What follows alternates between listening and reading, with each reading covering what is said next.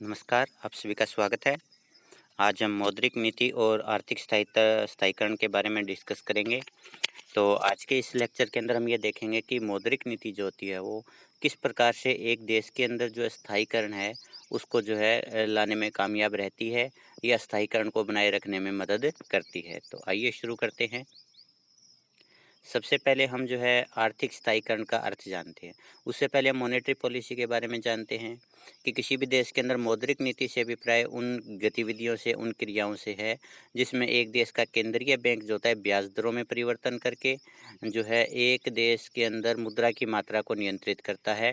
और ये जो मुद्रा की मात्रा का जो नियंत्रण है वो किसी विशेष उद्देश्य से किया जाता है, तो उसे हम मौद्रिक नीति कहते हैं। अब इसके बाद हम डिस्कस करते हैं कि आर्थिक स्थायीकरण का क्या मतलब है। तो जब हम स्थायीकरण की बात करते हैं तो स्थायीकरण का मतलब होता है कि उसमें ज़्यादा परिवर्तन नहीं होता। जो चीज़ें हैं वो लगभग उसी रेट रेट के ऊपर या उसी जो है मूल्य के ऊपर रहती है। तो जब हम आर्थिक स्थायीकरण की बात करते हैं तो इसमें हम जो है 2 चीज़ों को लेते हैं। एक तो किसी भी देश के अंदर जो कीमतें हैं उनमें ज़्यादा उतार-चढ़ाव नहीं होना चाहिए। यानी ना तो एक देश के अंदर कीमतों में बहुत ज़्यादा वृद्धि होनी चाहिए और ना ही एक देश के अंदर कीमतों में जो बहुत ज़्यादा कमी होनी चाहिए। और दूसरा इसका जो अर्थ हम लेते हैं वो लेते हैं विनिमय दर के हिसाब से, कि एक देश की जो एक्सचेंज रेट है, विनिमय दर है, यानी एक देश के मुद्रा के बदले में हमारे देश की मुद्रा जो है किस दर से परिवर्तित हो रही है, जैसे रुपया जो डॉलर के साथ किस रेट से परिवर्तित हो रहा है, उसमें भी ज़्यादा परिवर्तन नहीं होने चाहिए। हालांकि कीमतें जो है थोड़ी थोड़ी बढ़ती रहनी चाहिए ताकि एक देश के अंदर जो वो निवेश को बढ़ावा मिले, लाभ की मात्रा में वृद्धि हो और आर्थिक गतिविधियों में तेजी आए। लेकिन ये जो परिवर्तन होते हैं, चाहे वो कीमत में परिवर्तन की बात हो, चाहे वो विनिमय दर में परिवर्तन की बात हो, ये एक सीमा तक ही लाभदायक होते हैं। तो उस सीमा तक जो ये परिवर्तन है, इनको अलाउड किया जाता है और अगर एक निश्चित सीमा के बाद ये बाहर जाने लगते हैं, तो उसके बाद में जो है इनको नियंत्रित करने की कोशिश की जाती है। तो उनको नियंत्रित करने के लिए जो है एक देश की सरकार के हाथ में जो मॉनेटरी पॉलिसी जो होती है, एक बहुत ही बेहतरीन टूल का कार्य करता है। तो अब हम मौद्रिक नीति जो होती है उसका आर्थिक स्थायीकरण में क्या योगदान है उसको ਆਪਾਂ देखते हैं। सभी देशों के अंदर मौद्रिक नीति को जो है आर्थिक स्थायीकरण के लिए काफ़ी महत्वपूर्ण माना गया है और सभी देश जो इसका खूब प्रयोग भी करते हैं। मौद्रिक नीति की जब आप बात करते हैं तो इसका जो 3 अवस्थाओं में स्थायीकरण के लिए प्रयोग किया जा सकता है। पहला मुद्रास्फीति को रोकने के लिए। तो मुद्रास्फीति क्या होती है? इन्फ्लेशन। जब एक अर्थव्यवस्था के अंदर कीमतें बहुत ज़्यादा बढ़ने लगती है, लगातार लंबे समय तक कीमत स्तर में वृद्धि होती है, तो उसको हम जो मुद्रास्फीति या इन्फ्लेशन या महंगाई का नाम देते हैं। और दूसरा है मुद्रा विस्फीति को रोकने में। तो मुद्रा विस्फीति से अभिप्राय उन परिस्थितियों से है, उस सिचुएशन से है जिसके अंदर एक देश के अंदर वस्तुओं और सेवाओं की कीमतों में लगातार गिरावट होती चली जाती है। तो इसको हम जो है मंदी का नाम भी देते हैं। इसके बाद है विनिमय दर में स्थिरता। तो तीनों ही चीज़ों के लिए हम जो है कि देखते हैं कि किस प्रकार से जो मॉनेटरी पॉलिसी है उसके कौन-कौन से इंस्ट्रूमेंट का जो है किस प्रकार से प्रयोग किया जाएगा, मॉनेटरी पॉलिसी में क्या परिवर्तन किया जाएगा। तो सबसे पहले मुद्रास्फीति और मौद्रिक नीति। मुद्रास्फीति से अभिप्राय अर्थव्यवस्था की उस स्थिति से है जिसमें एक लंबे समय तक कीमतों में लगातार वृद्धि होती रहती है। जैसे अभी एट प्रेजेंट की आप बात करें तो जो थोक महंगाई है वो मोर देन 12% के ऊपर चल रही है, जो कि काफ़ी एक ऊंचा स्तर है। तो इस प्रकार से जब ये लगातार लंबे समय तक कीमतें बढ़ती रहेंगी तो उस सिचुएशन को हम जो है इन्फ्लेशन का नाम देंगे। और ये जो बढ़ती हुई कीमतें हैं इनको रोकने के लिए मौद्रिक नीति का प्रयोग जो है निम्न प्रकार से किया जा सकता है। तो जो मौद्रिक नीति के इंस्ट्रूमेंट है उस अवस्था के अंदर सरकार को सबसे पहले करना चाहिए कि नए नोट छापने पर बिल्कुल रोक लगा देनी चाहिए। क्योंकि पहले आप ये देखते हैं कि मुद्रास्फीति का कारण क्या है। यहाँ पर जब आप मौद्रिक नीति के दृष्टिकोण से देखते हैं तो हम ये देखते हैं भी किसी भी देश की अर्थव्यवस्था उसके अंदर सप्लाई ऑफ मनी बढ़ गई है, यानी मुद्रा की पूर्ति बढ़ गई है। इसलिए लोग ज़्यादा से ज़्यादा वस्तुओं और सेवाओं की मांग कर रहे हैं और उसकी वजह से जो है कीमतों में वृद्धि हो रही है। तो ऐसे में सरकार को जो है मौद्रिक नीति प्रयोग करनी चाहिए, वो संकुचनकारी मौद्रिक नीति प्रयोग करनी चाहिए, जिसकी वजह से अर्थव्यवस्था के अंदर सप्लाई ऑफ मनी कम होगी और जब सप्लाई ऑफ मनी कम होगी तो उसके कारण अर्थव्यवस्था के अंदर जो कीमतें बढ़ रही है, उन बढ़ती हुई कीमतों के ऊपर रोक लगेगी। तो अगर नए नोट नहीं छापे जाएँगे तो उसके कारण जो है अर्थव्यवस्था में और ज़्यादा मुद्रा की पूर्ति नहीं बढ़ेगी। दूसरा, ब्याज की दर में वृद्धि करनी चाहिए। तीसरा विमुद्रीकरण करना चाहिए और चौथा है साख का संकुचन करना चाहिए। तो अब हम एक-एक करके जो इन पॉइंट को डिस्कस करते हैं। सबसे पहले विमुद्रीकरण, डीमोनेटाइजेशन, ये क्या होता है?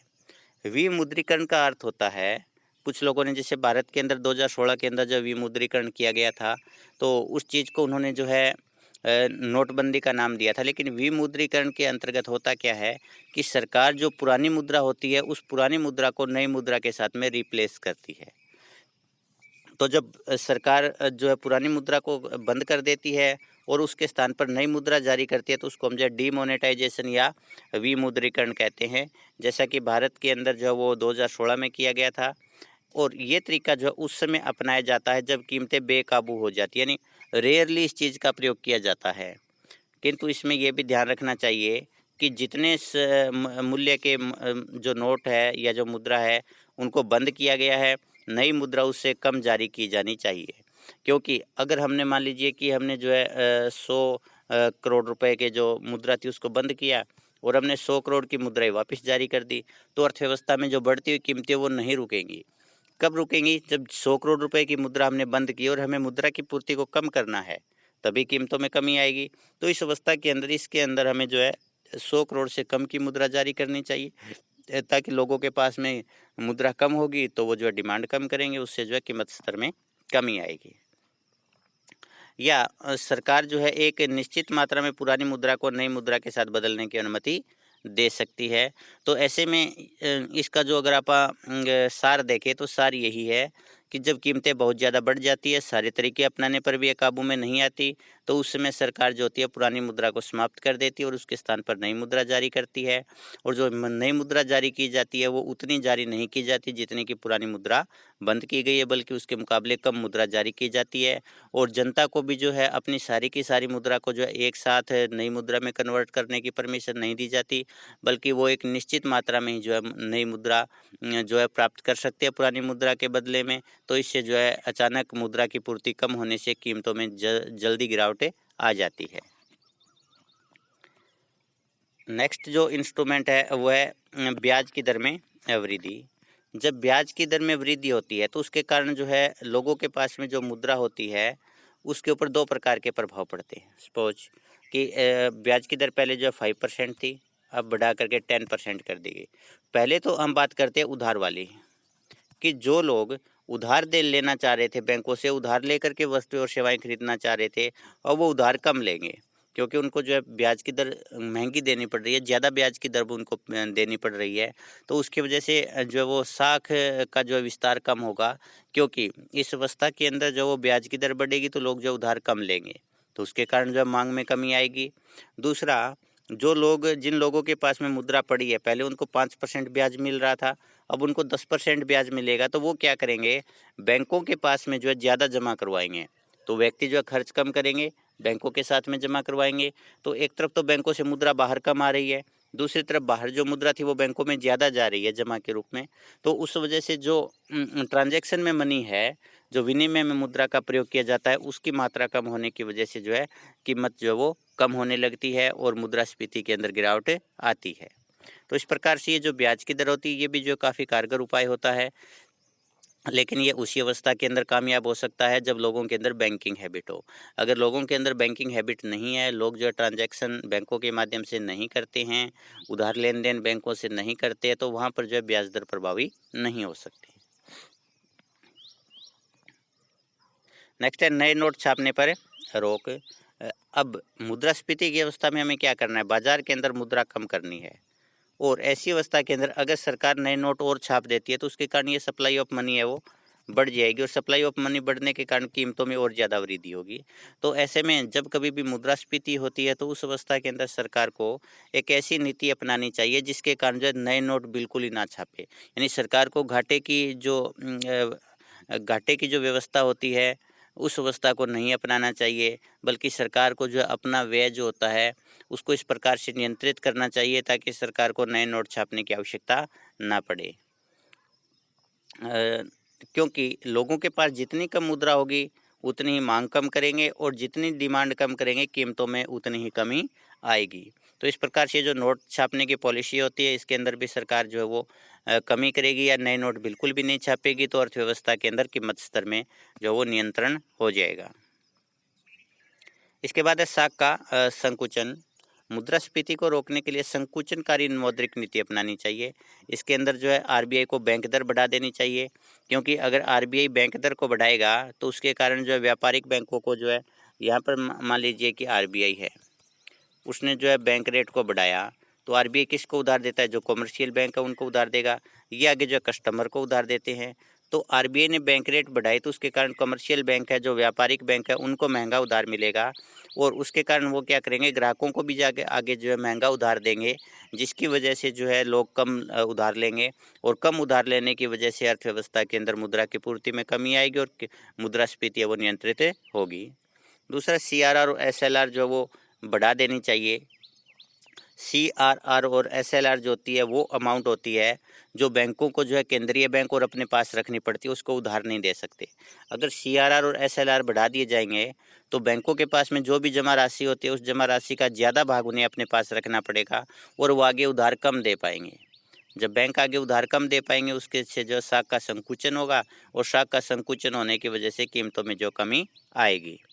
इसी प्रकार से जो केंद्रीय बैंक है उसको जो है खुले बाजार के अंदर प्रतिभूतियों को बेचना चाहिए, क्योंकि जब प्रतिभूतियां बेचेगा तो जनता उनको खरीदेगी, और जनता जब उनको खरीदेगी तो जनता से जो मुद्रा थी वो सरकार के पास आ जाएगी।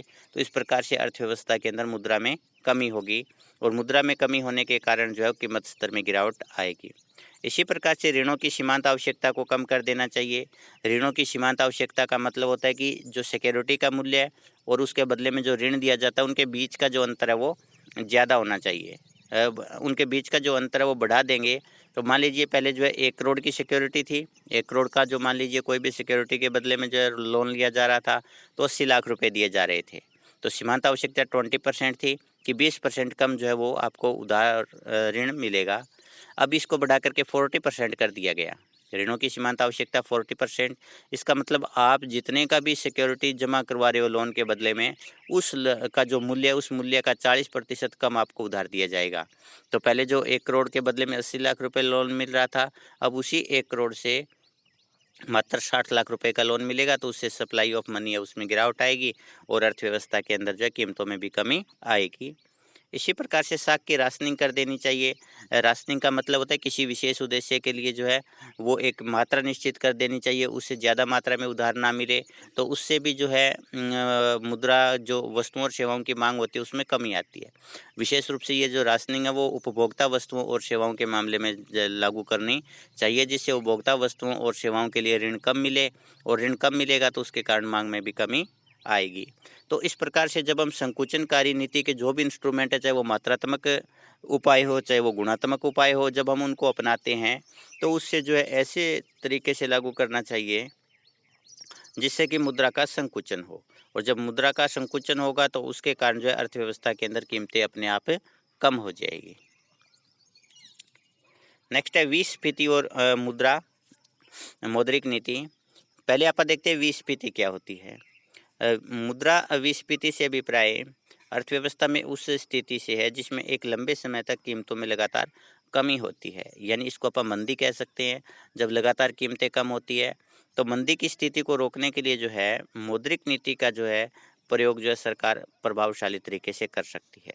तो इस अवस्था के अंदर सरकार को जो है क्या करना चाहिए, जो पहले अपन ने किए थे उसके जो है बिल्कुल ऑपोजिट है। नए नोट छापने चाहिए, यानी घाटे की वित्तीय व्यवस्था सरकार को अपनानी चाहिए।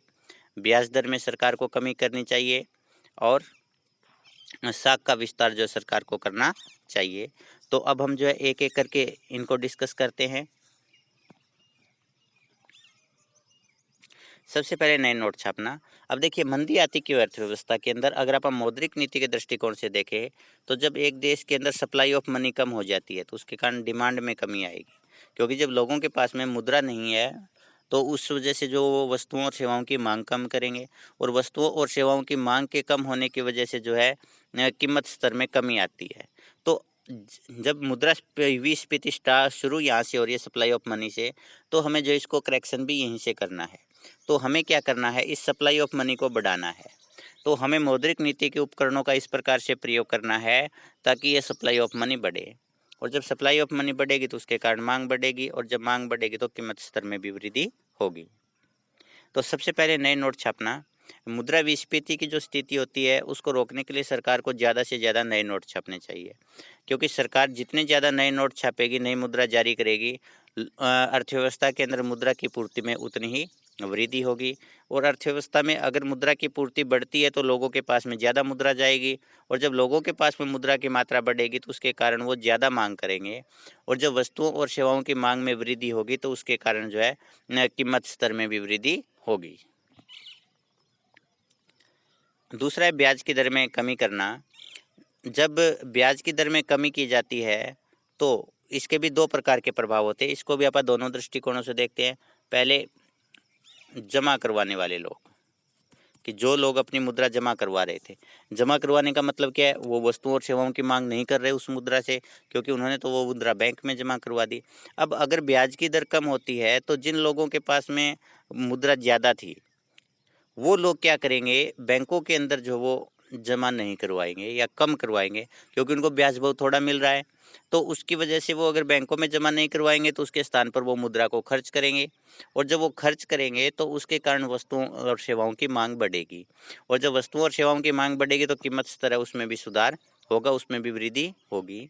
और दूसरा, वो लोग जो उधार लेना चाह रहे हैं, जिनके पास में अपनी मुद्रा नहीं है, जो लोग उधार लेना चाहते हैं, अगर उनको जो है कम ब्याज के ऊपर अधिक उधार मिलता है, यानी ब्याज की दर कम है तो ब्याज की दर के ऊपर अगर उनको जो है उधार मिल रहा है तो वो ज़्यादा से ज़्यादा उधार लेंगे, और जब ज़्यादा उधार लेंगे तो उसके कारण जो है वस्तुओं और सेवाओं की मांग में वृद्धि होगी।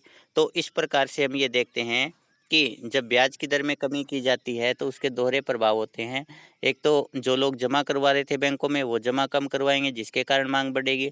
दूसरा, जो बैंकों से उधार ले रहे थे उनके उधार लेने की जो मात्रा है वो बढ़ेगी, और उधार लेने की मात्रा बढ़ने से जो है कीमत स्तर में वृद्धि होगी। इसके बाद है साख का विस्तार। अगर अर्थव्यवस्था के अंदर विस्फीति की स्थिति यानी कीमतें कम हो रही है तो उस अवस्था के अंदर जो है सरकार को साख का विस्तार की नीति अपनानी चाहिए। तो इसके अंदर सरकार को सबसे पहले जो है बैंक दर है उसको कम कर देना चाहिए। बैंक दर कौन सी होती है? जिस बैंक दर के ऊपर जो है केंद्रीय बैंक जो होता है आगे बैंकों को उधार देता है। अगर ये बैंक दर कम होगी तो उसके कारण जो है जो बैंक है उनको जो है सस्ता उधार मिलेगा, और जब उन बैंकों को सस्ता उधार मिलेगा तो आगे वो कस्टमर को भी कम ब्याज की दर के ऊपर उधार देंगे, और जब कस्टमर से कम ब्याज लेंगे तो उसके कारण ग्राहक जो है ज़्यादा से ज़्यादा लोन लेंगे, और ज़्यादा से ज़्यादा जो है मांग करेंगे, क्योंकि अगर सस्ता मिल रहा है लोन तो कोई होम लोन लेगा, कोई कार लोन लेगा, कोई स्कूटर लोन लेगा, कोई लैपटॉप लोन लेगा, अनेक प्रकार के जो लोन है वो लेंगे, और अर्थव्यवस्था में मांग का स्तर बढ़ेगा, और मांग का स्तर बढ़ने से कीमत स्तर में भी वृद्धि होगी। इसी प्रकार से जो विस्तारवादी नीति है उसके अंतर्गत जो है सरकार को सीआरआर और एसएलआर को कम कर देना चाहिए।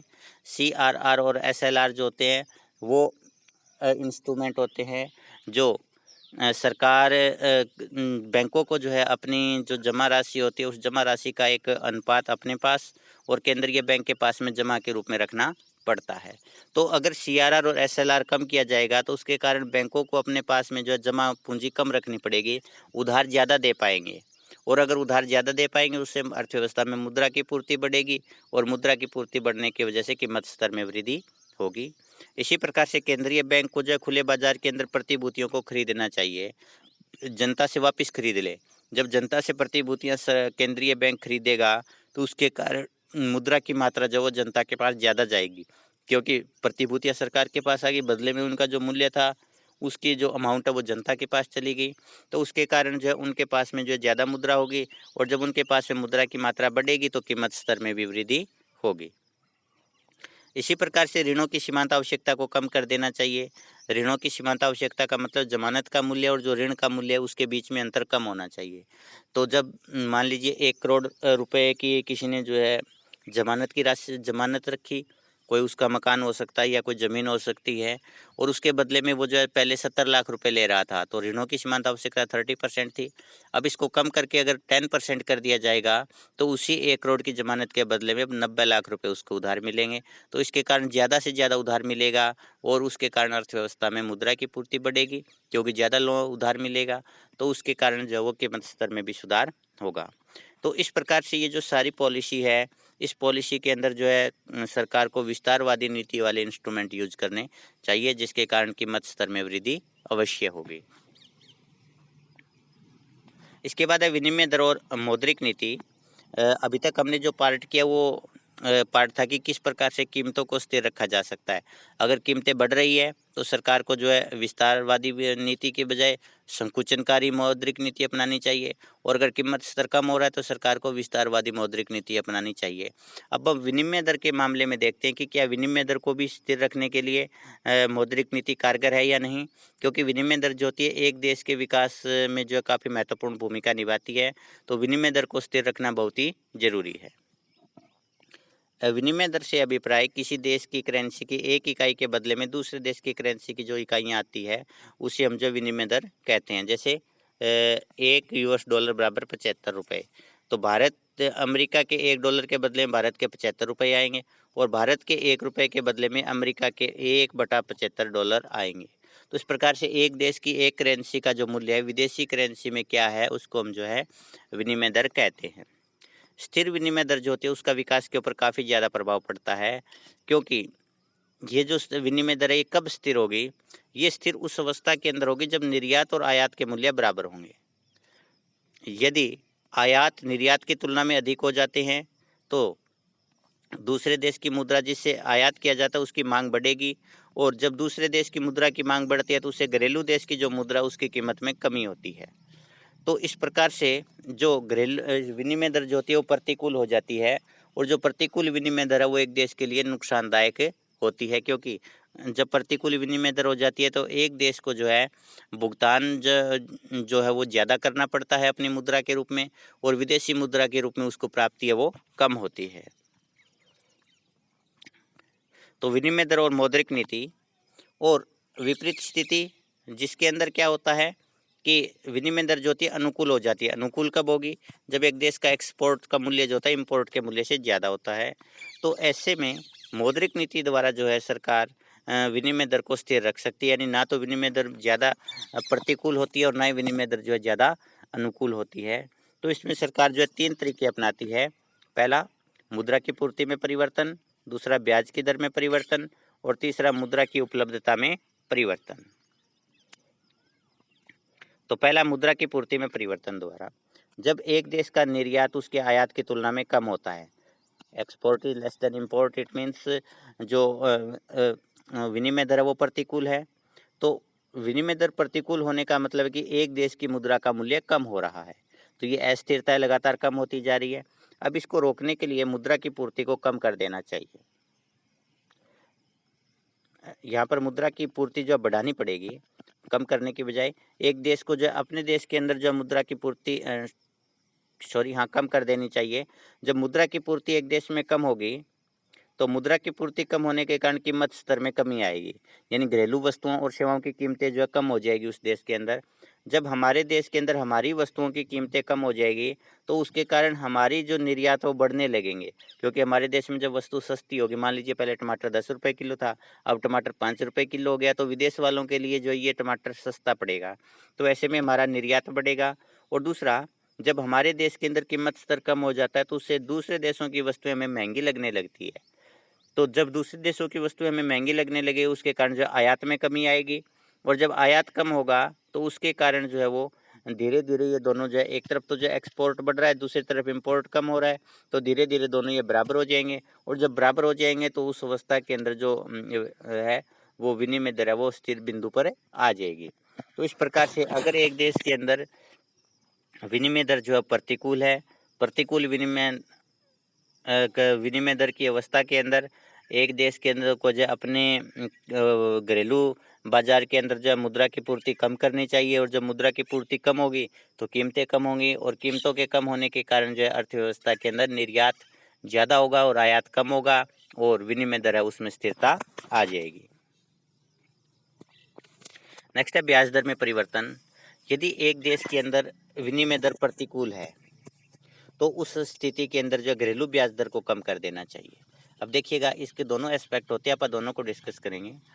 अगर घरेलू बाजार के अंदर ब्याज दर को कम किया जाता है तो उसके कारण घरेलू क्षेत्र के अंदर निवेश बढ़ेगा, क्योंकि इन्वेस्टमेंट जो होता है ये function of rate of interest, और अगर रेट ऑफ इंटरेस्ट कम होगा तो इन्वेस्टमेंट बढ़ेगा, और जब रेट ऑफ इंटरेस्ट बढ़ेगा तो उसके कारण जो है अपने देश के अंदर उत्पादन बढ़ जाएगा, और जब खुद के देश के अंदर उत्पादन बढ़ेगा तो हमें दूसरे देशों से आयात कम करना पड़ेगा, और आयात कम करने की वजह से एक देश के अंदर जो वो प्रतिकूल जो भुगतान शेष था वो ठीक होता है और विनिमय दर जो होती है उसमें सुधार होता है और वो स्थिरता की तरफ बढ़ती है।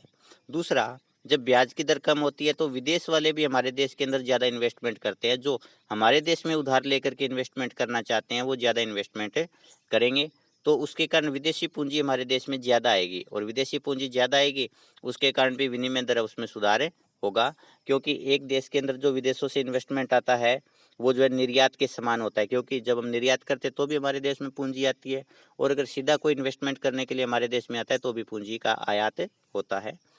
तो इस प्रकार से हम जो है ब्याज दर में परिवर्तन करके ब्याज दर को कम करके जो है विनिमय दर में सुधार कर सकते हैं और वो स्थिर बिंदु पर रह सकती है। विपरीत स्थिति में हम जो है इसका ऑपोजिट जो है यूज करेंगे। लेकिन यहाँ पर एक ध्यान रखना चाहिए कि कुछ ऐसे लोग होते हैं जो विदेशों से हमारे देश के अंदर केवल ब्याज प्राप्त करने के लिए पैसा जमा करवाते हैं। अगर वो उन लोगों की संख्या ज़्यादा है तो उस अवस्था के अंदर क्या होगा, वो अपना पैसा वापस अपने देश में ले जाएंगे, तो उससे ब्याज दर कम करने के कारण विनिमय दर में सुधार होने की बजाय विनिमय दर जो और ज़्यादा प्रतिकूल हो जाएगी। तो इस चीज़ का प्रयोग करते समय ये भी ध्यान में रखना चाहिए। इसके बाद है मुद्रा की उपलब्धता में परिवर्तन। किसी भी देश में जब आयात जो है निर्यात की तुलना में ज़्यादा होते हैं तो विनिमय दर प्रतिकूल हो जाती है। अब इसको ठीक करने के लिए जो है निर्यात को बढ़ाने के लिए निर्यातकों को अधिक मात्रा में साख दी जानी चाहिए। यानी कोई विदेशों से अगर कोई विदेशों को निर्यात करने के लिए प्रोडक्शन कर रहा है तो उसे ज़्यादा से ज़्यादा जो है वो उधार देना चाहिए, सस्ता उधार देना चाहिए ताकि निर्यात बढ़े। दूसरा, जो लोग आयात करते हैं उनको जो विदेशी मुद्रा की उपलब्धता की कमी कर देनी चाहिए, तो उसके कारण एक तरफ तो एक्सपोर्ट बढ़ेगा, दूसरी तरफ इंपोर्ट के लिए मुद्रा कम होगी तो इंपोर्ट में गिरावट आएगी, और उसके कारण ये जो प्रतिकूल विनिमय दर है इसमें सुधार होगा, और ये जो है एक बिंदु पर आकर के स्थिर हो जाएगी। तो इस प्रकार से हमने जो डिस्कस किया वो केवल प्रतिकूल विनिमय दर को डिस्कस किया है, क्योंकि एक देश के लिए नुकसानदायक प्रतिकूल विनिमय दर ही होती है और उसी को जो है ठीक करने का एक देश प्रयास करता है। अगर एक देश के लिए विनिमय दर अनुकूल है तो उसको जो है उस देश को ठीक करने की ज़्यादा आवश्यकता नहीं होती। तो इसी के साथ अपना टॉपिक समाप्त होता है। धन्यवाद।